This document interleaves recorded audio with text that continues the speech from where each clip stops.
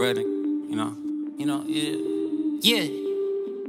Oh, locked in, they don't wanna let me get out. I'ma put you. Dobra, Polaczek, słuchaj, tym razem nie licz na sędziów, bo ci gwarantuję, że podpisałeś na siebie wyrok śmierci.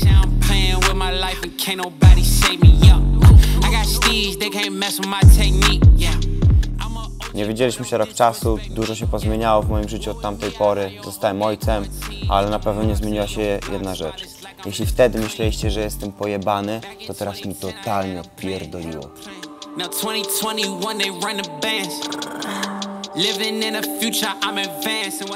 Na dzień dzisiejszy jestem zupełnie innym zawodnikiem niż ten Ferrari, którego pamiętacie.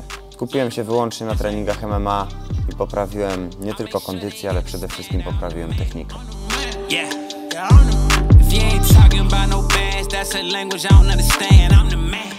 A wam mam do przekazania jedno. Gwarantuję, że to będzie najbrutalniejsza walka w historii Fame MMA.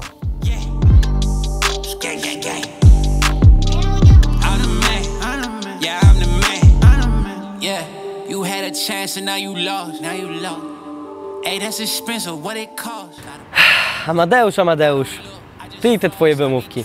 Za każdym razem masz jakąś wymówkę. A to nie trenowałeś, a to sędziowie cię oszukali. Ciekawy jestem, co powiesz po tej walce.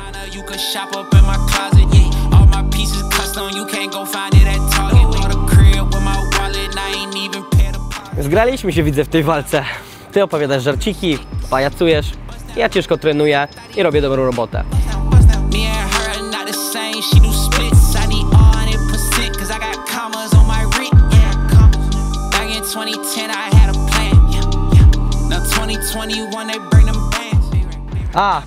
A propos tego papieroska na konferencji.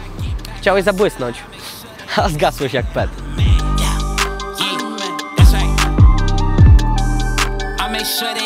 Ja nie muszę już nic udowadniać. Rok temu już z tą wygrałem. A ty, nawet gdybyś wygrał, to i tak nic nie zyskasz, bo ludzie cię nie szanują.